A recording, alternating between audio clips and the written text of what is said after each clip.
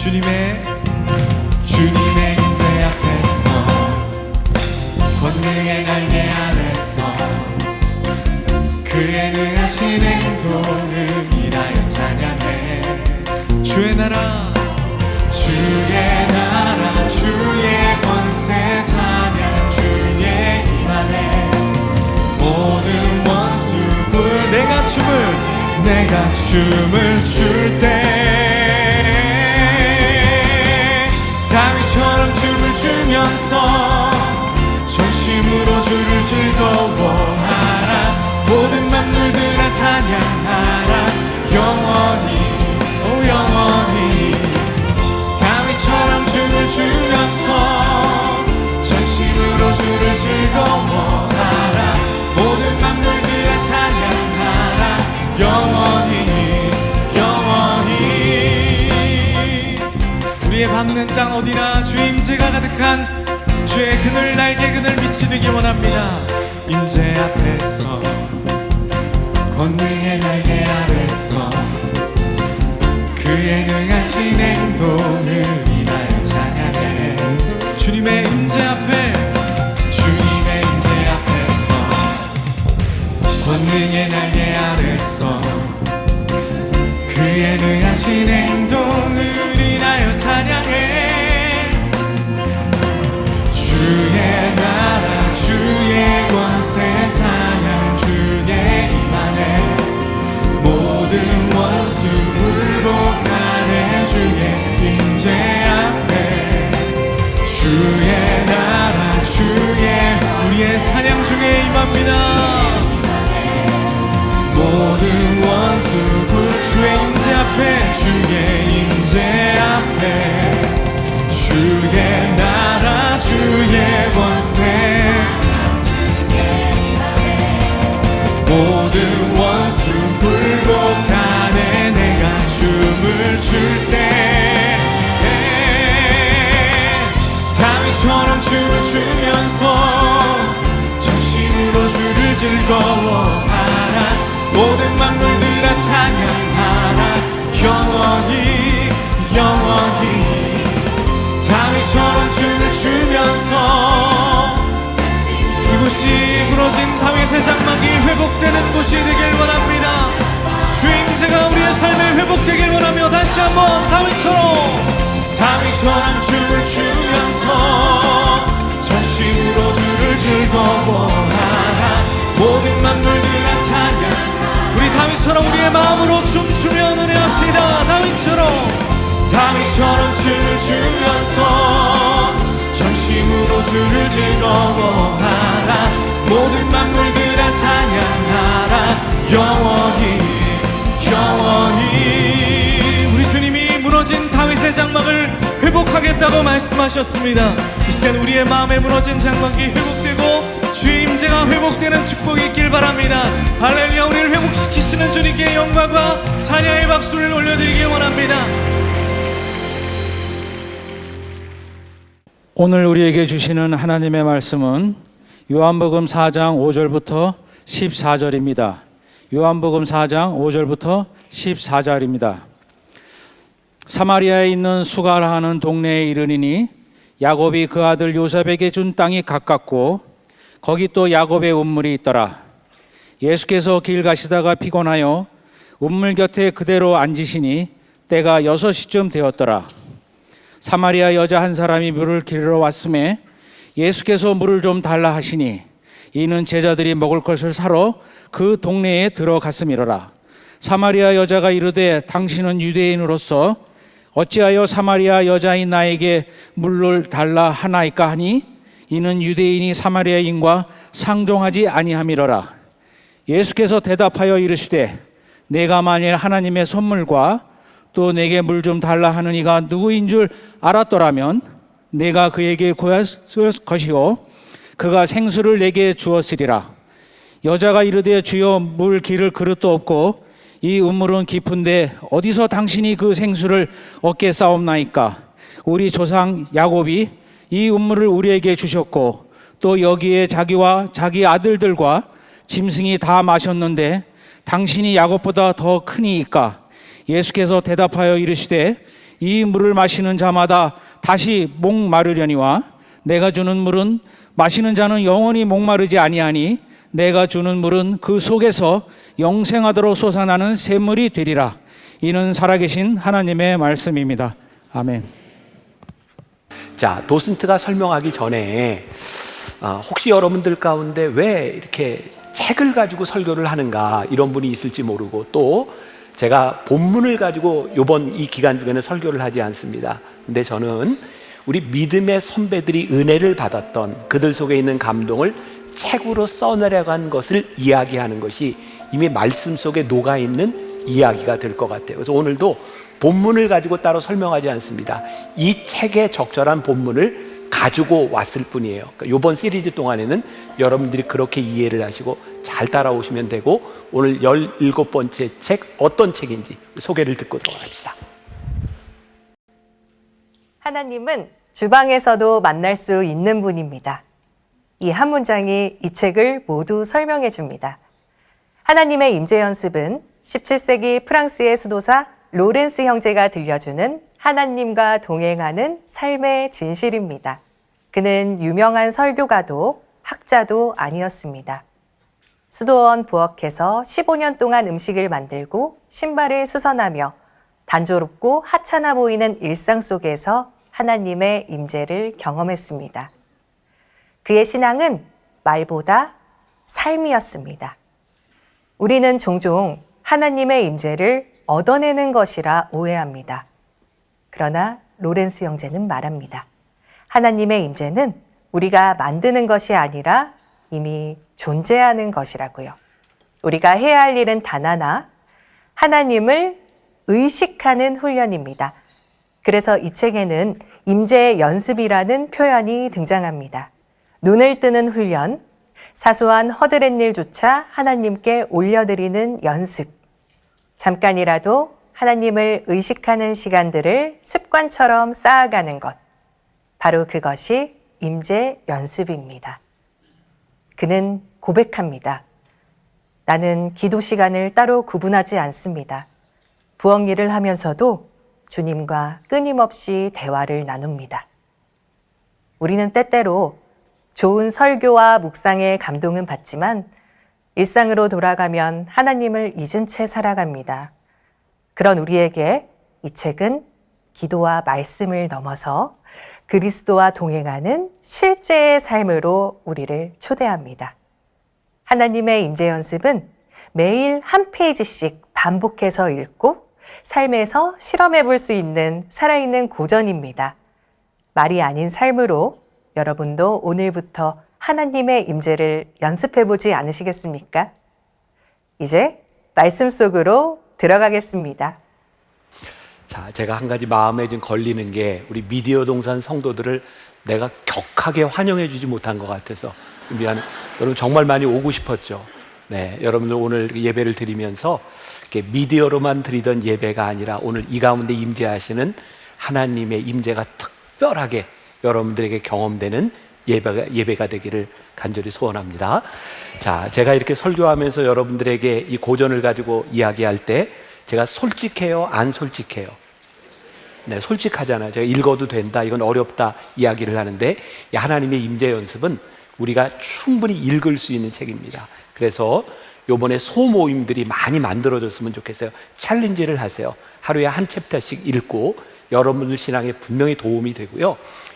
로렌스 형제는 1600년대 사람입니다. 그런데 지금 2025년이 오기까지 스테디셀러로 사람들에게 읽혔던 이유가 있을 것 같아요.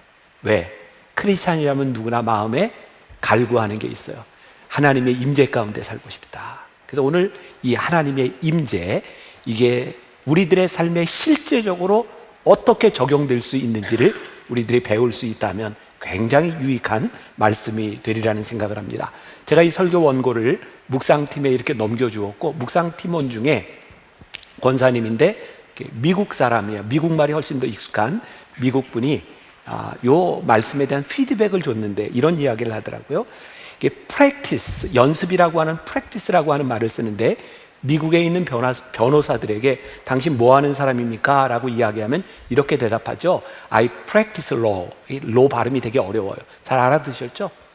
I practice law. 발음이 어려운데 나는 법률을 연습합니다. 이런 의미가 아니고 나는 법을 가운데 두고 법을 적용하고 법을 활용하고 법적인 일을 하는 사람입니다. 그런 뜻을 가지고 있다는 거죠.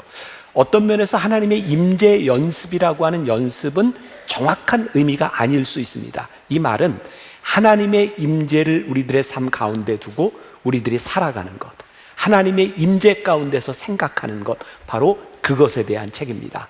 그래서 수백 년 동안 우리 그리스도인들의 마음에 갈구했던 그 내용들을 우리가 함께 배워가게 될 거예요.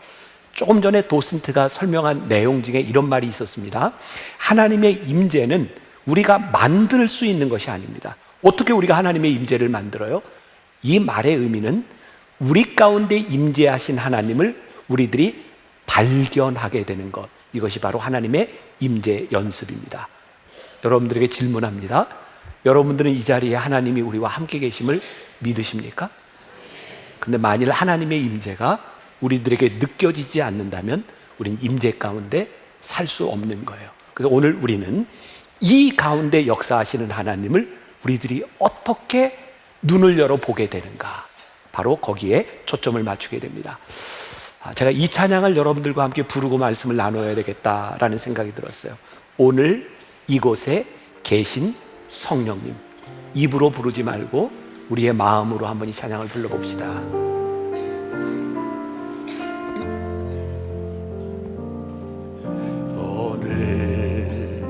이곳에 계신 성령님, 우리에게 말씀하시고 우리를 가르치소서. 닫힌 우리 마음 열어주시고 주의 빛으로 밝혀 우리를 인도하소서. 주님보다 앞서지 않고 겸손하게 주님의 말씀 기다리니 주님 손에 우리를 드립니다. 사랑으로 인도하소서. 하나님, 오늘 이 시간 예배하며 우리의 모습을 보니 하나님을 앞설 때가 많이 있었던 것 같습니다. 우리의 눈이 닫혀져, 우리의 마음이 닫혀져 하나님을 의식하지 못하고 살아갈 때가 많이 있었던 것 같습니다. 다시 한번 우리 믿음의 그때로 돌아오게 하셔서 우리 가운데 생생하게 역사하셨던 하나님의 손을 붙드는 시간이 되게 하여 주옵시고, 오늘 말씀 가운데 우리의 마음을 여는 시간, 성령님과 동행하는 시간이 되도록 인도하여 주옵소서. 주님께 온전히 의탁하며 예수님의 이름으로 기도했습니다. 아멘. 하나님의 임재 연습, 이것은 우리가 만들어낼 수 있는 것이 아니라 우리의 눈이 열려지는 훈련이라는 이야기를 했습니다. 우리의 눈이 열려지게 되면 실제적으로 우리들의 삶에서 하나님과 동행하는 일들이 일어나지 않을까요? 우리가 신앙생활을 하면서 하나님의 임재가 우리 가운데 느껴지지 않으면 우리는 우리의 삶을 살아갑니다. 그러나 임재를 고백하게 될 때 우리 안에서 역사하시는 하나님과 함께 우리들이 동행할 수 있겠죠. 로렌스라고 하는 사람은 목회자, 성직자가 아닙니다. 평신도였는데요. 38살 때 수도원에 들어가죠. 그리고 거기에서 무슨 일을 하면 밥 짓는 일을 합니다. 주방에서 일을 합니다. 그리고 15년 가까이 주방에서 일을 하고 또 30년 가까이 수도원에서 생활을 하게 되죠. 그런 의문이 듭니다. 아니, 수도원에서 밥을 짓는 이 사람이 어떻게 이런 영성의 대가가 될 수 있었을까? 또한 하나님의 임재 연습이라고 하는 이 책은 로렌스가 직접 쓴 게 아닙니다. 그를 지켜보고 있던 사람들, 그리고 그와 오고 갔던 글들을 모아놓던 책이 하나님의 임재 연습이라는 책입니다. 그런데 하찮은 것 같이 보였던 그의 삶이 하나님의 임재 가운데 살아가는 그의 삶을 바라보며 유력한 사람들이 그와 대화하기를 원했고 많은 사람들이 그와 상담하기를 원했던 것을 보게 됩니다. 저는 영성은 어떤 포지션에 대한 문제가 아니라는 생각을 합니다. 직분에 대한 문제도 아니고요. 우리가 하나님의 임재를 경험하고 살아가는 사람들에게서 나타나는 것이 영성이다라는 생각을 해요. 우리가 벌써 17번째 고전 기독교 우리 선배들의 글들을 우리들이 배워오고 있습니다. 저한테는 이 시간들이 물론 제가 이미 읽었던 책들을 여러분들과 함께 나누고 있지만 너무 큰 축복으로 느껴지는 거예요. 저는 여러분들에게도 그런 축복이 있었으면 좋겠는데 이 모든 책들이 정말 정확하게 몇 가지 단어로 축약이 되는 거예요. 그게 뭐냐면 사랑이에요. 하나님의 사랑을 깨달은 자들이 하나님의 사랑으로 살아가는가. 또 하나의 단어가 있다면 겸손이에요. 우리들이 하나님 앞에서 얼마나 겸손한가. 저와 여러분들이 우리 교회가 한국 교회가 사랑과 겸손의 이 두 가지 줄기만 붙잡을 수 있다면 우리가 하나님과 동행하는 삶을 살아갈 수 있지 않을까. 이 로렌스는 특징이 있습니다. 굉장히 진솔한 사람이었던 것 같아요. 그의 책에 보면 이런 표현들이 나와요. 나는 사실 부엌에서 일하는 게 싫었어. 아니, 영성가가 싫다는 말을 할 수 있을까요? 그리고 그는 부엌에서 하나님의 임재를 경험한 사람이었지만 그는 부엌에서 일하는 게 싫었다라고 말을 합니다. 제가 로렌스 형제와 비견할 수는 없지만 저는 가끔 이런 이야기를 합니다. 나는 신방하는 게 싫었어. 은혜가 확 떨어져요. 근데 제가 스스로 제가 목사인데 신방하는 게 싫었어 라는 말을 할 때 내가 목사가 맞나? 이런 생각을 종종 하게 돼요. 싫었다라고 하는 표현보다는 좀 신방이 힘들어요. 신방을 하고 나면 특히 환자들이나 어려운 사람들을 신방하고 나면 그 잔상들이 계속 제 안에 남아 있어요. 그게 너무 무겁게 저를 눌러요. 어떤 의사 선생님은 저한테 이런 얘기를, 목사님 신방을 하고 난 다음에는 목사님처럼 하나님을 믿는다면 하나님한테 토스하세요. 하나님한테 던져버리면 되지 왜 목사님이 끌어안고 계세요? 그런 얘기를 들어도 그게 저한테 잘 해결이 되지 않아요. 그래서 제가 몇 번 그런 얘기를 했던 것 같아요. 저는 신방하는 게 너무 힘들어요. 근데 제가 이런 이야기를 하면서 스스로 그런 생각을 하는 거예요. 만일 이런 이야기를 들었을 때 여러분들이 저 목사님은 자격이 없어. 그래 맨날 신방도 안 하고. 만일 그렇게 살아가고 있다면 저는 잘못된 사람일 거예요. 그런데 제가 신방을 잘 하지 않는 것으로 제 사역이 잘못되는 것이 아니라 제가 이런 말을 할 수 있는 것은 여전히 제가 하나님의 일 앞에 서서 하나님의 일을 하고 있기 때문에 이런 이야기를 할 수 있는 것이 아닐까. 저는 솔직함이라고 하는 것은 하나님의 임재 앞에 서 있을 때 우리들의 속을 내보일 수 있는 것이 진정한 영성, 솔직함이라고 생각하거든요. 근데 하나님과 함께하는 임재가 우리들에게 없을 때 우리는 스스로를 자꾸 포장해야 될 필요성을 느끼는 것은 아닐까. 어쩌면 나는 부엌에서 일하는 게 정말 싫었어 라고 말하는 이 로렌스 형제에게서는 아마 그에게 영적인 내공이 없었다라면, 그의 삶이 하나님의 임재 가운데 살지 않았더라면 그는 결코 이런 말을 할 수 없었으리라 라는 생각이 들기로 해요. 내가 원하는 것을 하는 것이 아니라 내가 지극히 싫어하는 것임에도 불구하고 하나님의 임재 가운데 내가 해야 되는 일, 그 일을 이야기했던 사람이 로렌스 형제다. 여러분들에게 이런 질문을 던질 수 있을 것 같아요. 로렌스 형제에게 당연한 것처럼 들리는 이 진솔한 이야기들을 우리는 왜 하지 못하고 살아갈까? 만일 우리 안에 진솔함이 없다면 우리는 하나님의 임재 가운데 있지 않구나 라고 생각해도 좋을 것 같아요. 또 내가 진짜 하기 싫은 일을 하나님이 나에게 맡겨주셨다면 그것을 우리들이 기쁨으로 할 수 있도록 하나님의 임재 가운데 나아가야 되지 않겠는가. 우리 신앙의 선배들이 우리 신앙의 후배들에게 어떤 말을 해줄 수 있을까? 자, 우리 잠깐 낭독을 좀 듣고 말씀으로 들어갑시다. 로렌스 형제는 단지 다른 사람들을 거리끼게 할 뿐인 침울한 표정이나 금욕 생활에 지친 모습을 보이는 대신 언제나 일상생활의 소박함을 잃지 않았다. 스스럼 없이 모든 사람과 함께 어울리면서 언제나 주변 형제 자매들에게 친절하고 거리낌 없는 진솔한 태도로 행동하였고, 다른 사람들보다 자기가 더 우월하다고 주장한 적이 없었습니다. 하나님의 임재 가운데 살았던 로렌스 형제는 즐겁게 살았다는 거예요.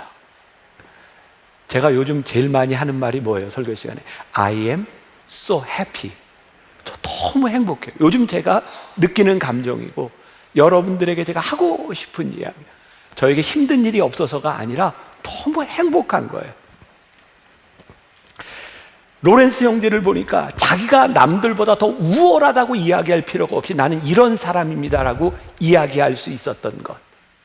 어떤 사람이 로렌스 형제에게 와서 상담을 요청했답니다. 책에 보면 이런 내용이 있어요. 수도사님, 저는요 이렇게 기도하는 시간에 늘 졸려서 집중할 수가 없어요. 로렌스 형제가 이렇게 대답합니다. 나도 졸아. 이런 내 속에 있는 그런 이 감정들, 내 속에 있는 욕망, 이런 것들은 나에게도 있어. 그러나 어떻게 이것들을 이겨나갈 것인가를 고민해. 이게 영성이에요. 우리들 속에 있는 욕망들이 다 있어요. 저는 저를 이렇게 빗대어 볼 때 저는 24시간 하나님을 묵상하면서 살 자신이 없어요. 왜? 내 속에 나의 일상들, 내 삶 가운데 마음에 들지 않는 일들, 너무나 인간적인 일들, 나에게 그런 일들이 있어요. 그리고 아무리 목회를 해도 앉아서 설교를 들을 때 졸리면 자요. 아니, 예수 잘 믿는다고 슈퍼맨 되는 거 아니에요. 우리들 속에 그런 모든 욕망들과 우리의 본능들이 있는 거예요. 중요한 건 나도 그 일 때문에 고민해. 그러면서 나 스스로의 영성의 자리를 찾고 만들고 기도의 자리를 만들어 가는 거예요. 영성은 우리들에게 온전하기 때문에 오는 것이 아니라 우리의 부족함 가운데서 하나님의 임재의 자리를 만들어가는 것이 우리들의 영성을 만들어가는 거예요. 제가 여러분들에게 그런 고백을 했었죠.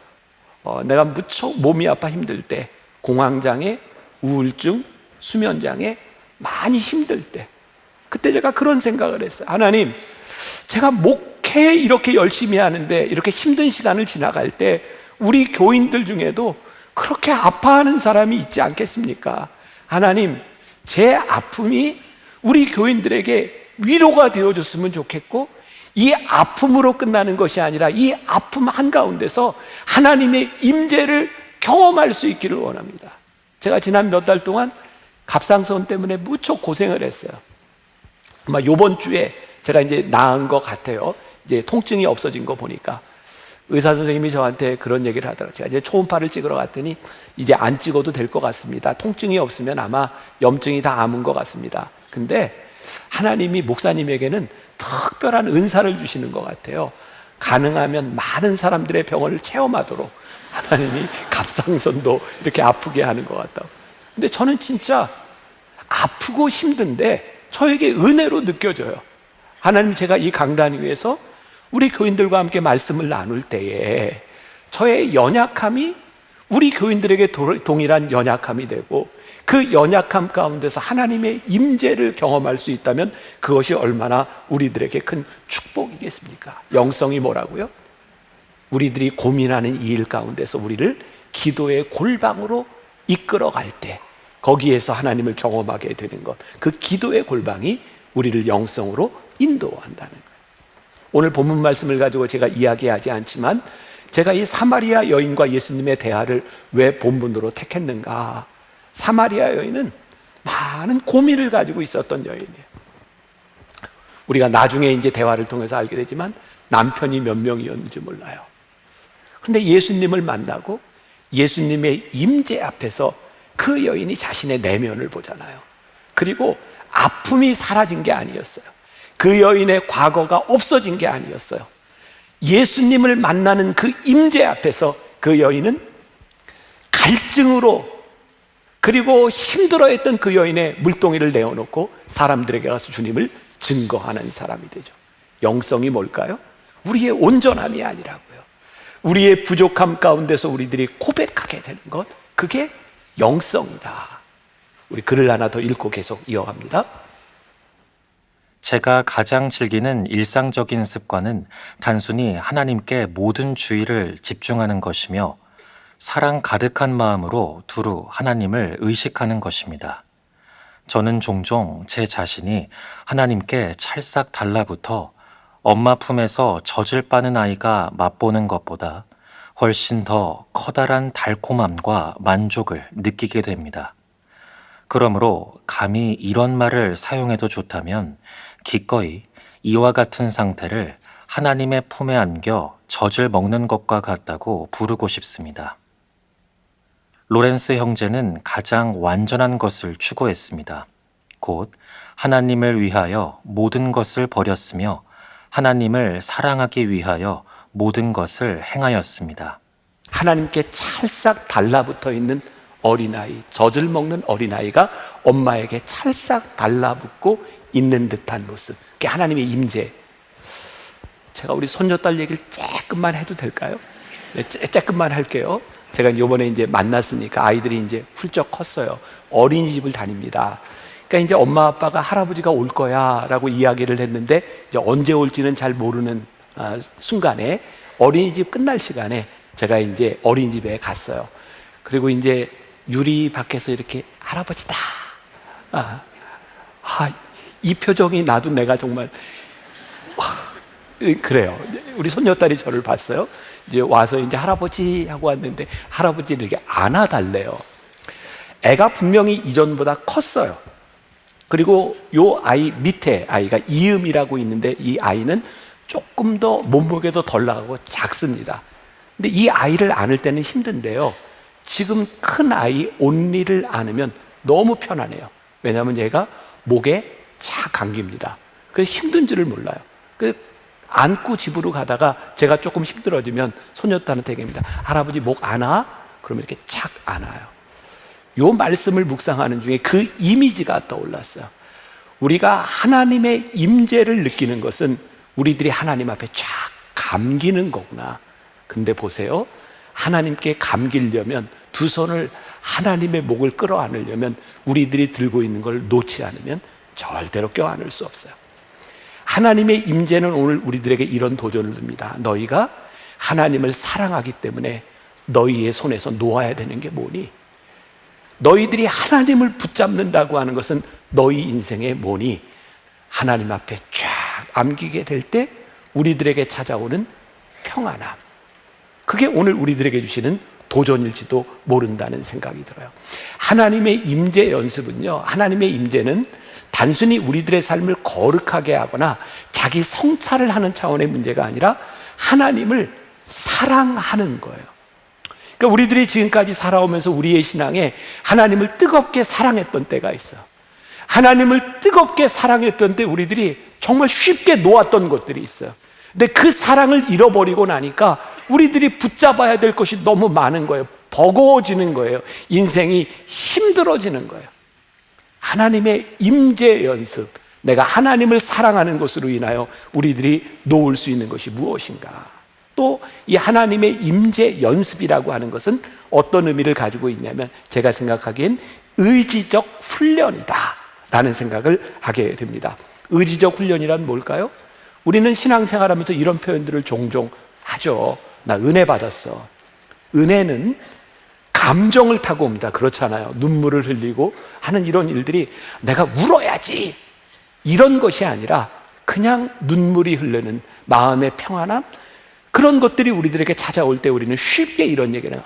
나 오늘 은혜 받았어. 얼마나 좋아요, 그 순간. 그런데 이 받았던 은혜는 받는 은혜보다 도망가는 은혜가 훨씬 더 빠릅니다. 우리의 감정은 쉽게 변하는 거예요. 그래서 우리들이 받았던 은혜, 하나님의 임재에 대한 체험을 우리들이 붙들기 위해서는 우리들에게 의지적 훈련이 필요한 거예요. 내가 버려야 될 것이 무엇인지, 내가 쥐어야 될 것이 무엇인지. 그의 책 가운데 이런 내용이 나옵니다. 첫째, 하나님의 임재 연습, 하나님의 동행하심을 기뻐하면서 익숙해지는 것입니다. 그러니까 우리가 은혜를 받았는데 거기서 끝나는 것이 아니라 내가 주님과 함께 동행하고 있어. 그게 너무 기뻐. 이거 연습해야 된다. 두 번째, 하나님과 자연스럽게 대화를 나눌 수 있도록 해야 한다. 하나님의 임재가 우리들에게 느껴진다고 하는 것은 하나님 앞에 우리의 삶을 이야기할 수 있는 것.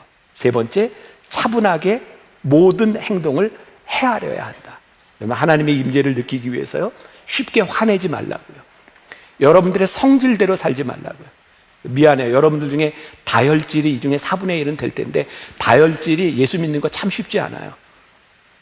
미안해요, 다혈질. 근데 그게 쏟아내는 거예요. 그래서 다혈질인 성품을 가지고 있는 사람들은 더 노력이 필요한 거예요. 왜? 내가 하나님의 은혜에서부터 떠나가지 않도록, 내 욕망대로 살아가지 않도록 행동을 헤아려라. 네 번째, 우리가 할 수 있는 한 잠깐이라도 일상에서 멈추어 마음속 깊이 하나님을 경배하면서 하나님 안에서 기쁨을 누려야 한다. 저는 오늘도 제가 되게 충만하거든요. 그런 거 안 느껴져요? 오늘 새벽에 제가 일찍 일어났어요. 이 말씀 준비는 이미 해놨기 때문에 제가 이제 다른 설교 원고를 이렇게 쓰면서 말씀을 묵상하는데 너무 좋은 거예요.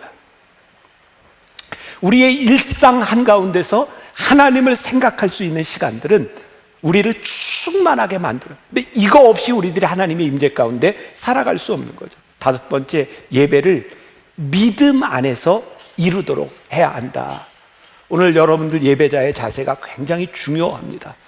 우리들이 믿음으로 고백하고 이 예배 가운데 우리들이 얼마나 은혜 받을 마음의 준비들이 되어 있는가. 여섯 번째, 필요한 미덕은 무엇인지, 익히기에 가장 어려운 미덕은 무엇인지, 가장 흔히 빠져드는 죄악은 어떤 건지 주의 깊게 살펴야 한다. 하나님의 임재 가운데서 우리들의 모습을 보기 시작할 때 우리는 하나님의 임재 가운데 살아요. 제가 오늘 하나님의 임재를 생각하면서 저에게 일주일 동안 있었던 변화일 것 같아요. 여러분들이 제일 싫어하는 말 가운데 하나가 제가 자꾸 은퇴 얘기하는 거라 그래요. 저 은퇴하려면 아직 많이 남았는데 왜 자꾸 은퇴 얘기를 하는가? 근데 저는 그런 생각을 했었어요. 제가 준비하는 것만큼 교회가 안전하겠다. 그래서 저는 교회를 안전하게 만들어 놓고 은퇴해야 되겠다는 생각을 했는데 이번 한 주간 하나님의 임재 가운데서 하나님이 저를 보게 하신 거예요. 그게 뭐냐면, 너는 교회를 안전하게 만들면 될 줄 알지. 그런데 이 주변을 바라보게 하시면서 하나님께서 내가 해야 될 일은 은퇴할 때까지 안전함이 아니라 불을 지르고 나가는 거야. 하나님이 저에게 그 마음을 주셨어요. 하나님, 제가요 안전이 아니라 우리 교회와 성도와 이 강단에 불을 지르고 나가겠습니다. 그게 하나님께서 저에게 주시는 마음, 저에게 주시는 사명인 줄 믿습니다. 제가 하나님 앞에 서서 하나님의 임재 앞에 서지 않았다면 깨닫지 못할 일을 하나님이 저에게 깨닫게 하신 거예요. 제가 오늘 아침 식사를 하면서 제 아내하고 이 마음을 나누었어요. 얼마나 감사한지 몰라요. 하나님의 임재 가운데 우리들이 있다고 하는 것, 이것이 의지적인 차원에서 우리들에게서 지속적으로 반복되기 시작할 때 우리가 하나님의 임재 가운데 살아가는 거예요. 요즘은 제가 결혼 주례를 하면 하도 예식장에서 짧게 끝내달라 그래서 주례를 다 못해요. 옛날에는 제가 이제 하고 싶은 이야기들을 했었는데 그 중에 하나가 이런 거였어요. 신랑 신부한테 제가 이렇게 묻는 겁니다. 너희들 연애할 때 싸운 적 있어 없어? 이렇게 물어보면 잠깐 고민하다가 두 부류로 나요. 싸운 적 있어요. 이렇게 솔직하게 대답하는 사람이 있고, 우리는 싸운 적 없어요. 물론 그럴 수 있는 가능성이 조금은 있어요. 그러나 안 싸웠을까? 제 상식에는 잘 이해가 안 돼요. 그럼 제가 또 묻습니다. 그러면 너희들 싸우는 동안에 서로에게 사랑스럽디? 그리고 물어보면 신랑 신부가 또 눈치를 보다가 정직하지 않은 사람은 사랑스러웠지요. 그렇게 얘기를 하지만 저는 절대 안 믿어요. 진짜 여러분들 싸우면서 막 싸우는데 사랑스러운 표정으로 싸워보셨어요? 그건 일어날 수 없는 감정인 거죠. 그래서 저는 결혼을 이렇게 정의를 합니다. 사랑해서 결혼하는 이 감정을 이제 의지로 바꾸어 가겠습니다. 그게 결혼식이라고. 우리들이 하나님의 은혜를 경험했습니다. 그것은 우리들의 마음속에 얼마든지 사랑의 감정으로 남아있을 수 있으나 이 감정이 우리 안에서 의지적으로 나아가지 않으면 우리는 하나님의 임재를 다 잃어버리게 돼요. 그래서 우리들이 어떻게 하나님의 임재를 우리들의 삶에서 의지로 만들어 나가는가. 그래서 로렌스 형제는 이런 질문을 했다 그래요. 이것이 내가 하나님의 사랑으로 하는 일이냐 그렇지 않느냐, 이 물음을 늘 물었다는 거예요. 오늘 여러분들에게 제안하고 싶은 의지의 훈련이 뭐예요? 지금 내가 하려고 하는 이 행동이 하나님의 사랑과 관계에 있는 것인가? 그렇지 않은가? 다시 이야기해요. 이렇게만 살아갈 수 있다면 우리가 얼마나 성자가 되겠어요. 우리들 그럴 자신 없어요. 근데 이 물음 가운데서 우리들이 힘들고 고민될 때 하나님 앞에 서는 거예요. 하나님, 저 부족합니다.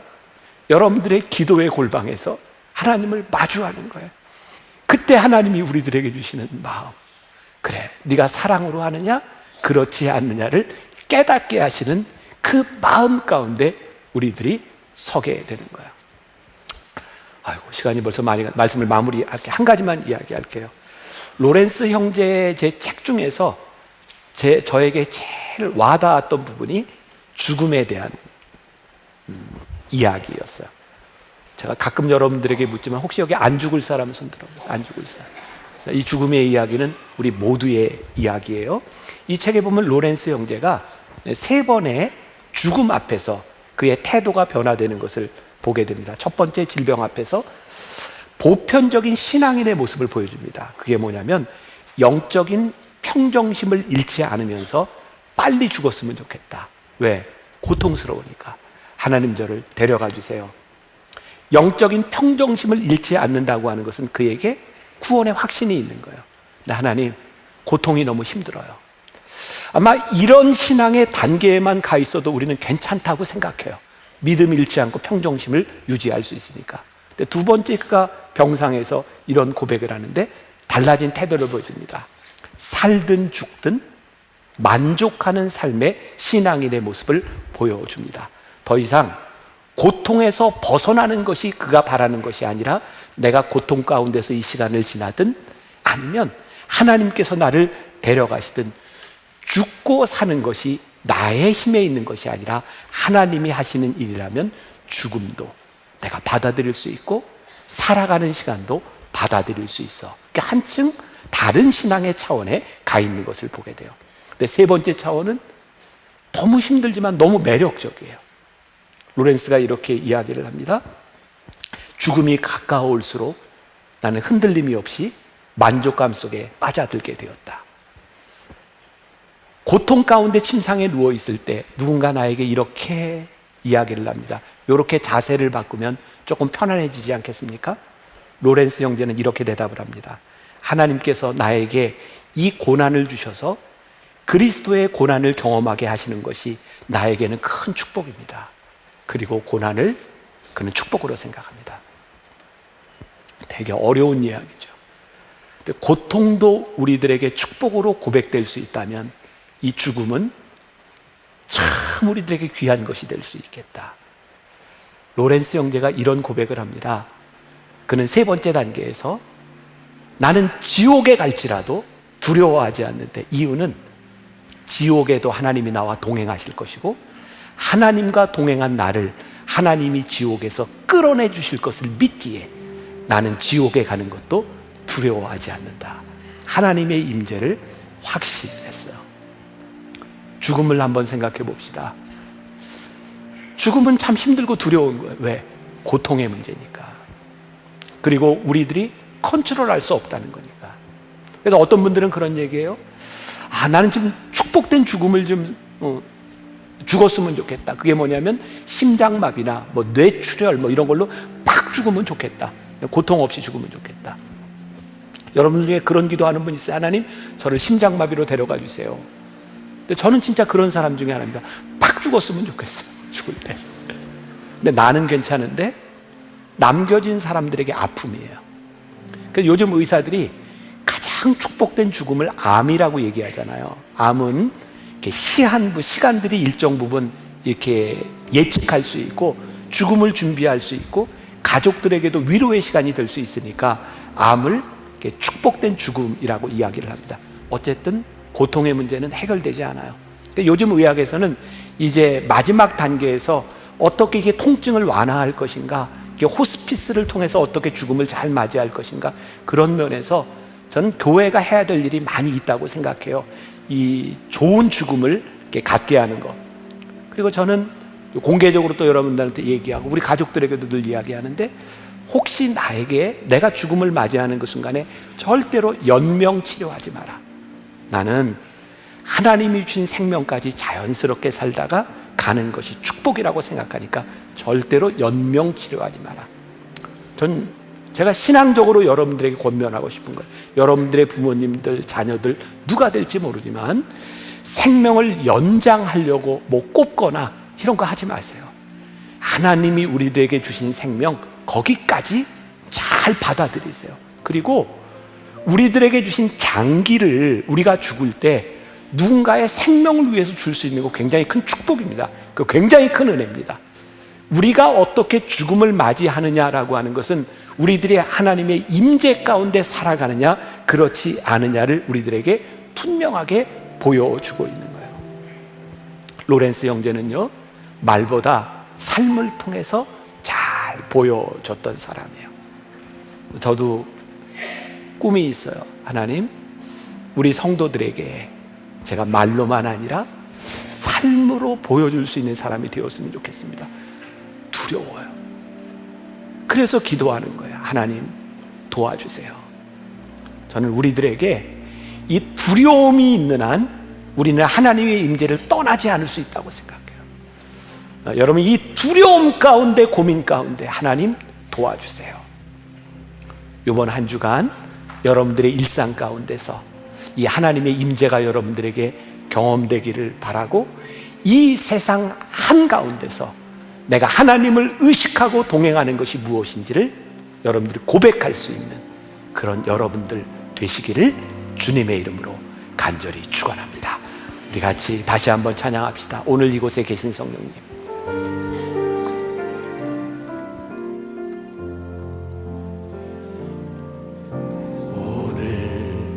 이곳에 계신 성령이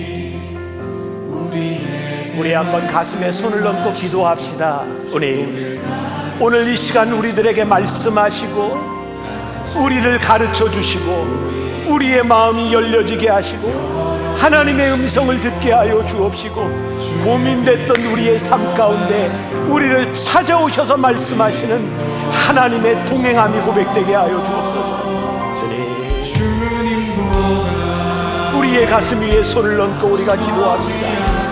하나님의 임재 가운데, 하나님의 말씀 가운데 살아가기를 위하여 우리가 기도하며 나아갑니다. 겸손하게 주의 음성 듣기를, 겸손하게 하나님의 말씀 가운데 들어가기를 소원합니다. 주님, 우리의 기도를 들어주소서. 우리 안에 역사하신 하나님을 기대하며 나아갑니다. 주님보다 앞서지 않고 겸손하게 주님의 말씀 기다리니 주님 손에 우리를 드립니다. 사랑으로 인도하소서. 지금은 우리 주 예수 그리스도의 은혜와 하나님 아버지의 무한하신 사랑과 성령의 인도하심이 주님보다 앞서지 않고 우리의 눈을 열어 주님 보기를 소원하며 우리의 삶 한가운데서 하나님의 임재 가운데 살아가기를 소원하며 나가는 당신의 사랑하는 모든 백성들 위해 지금부터 영원까지 함께 하시기를 간절히 축원하옵나이다. 아멘.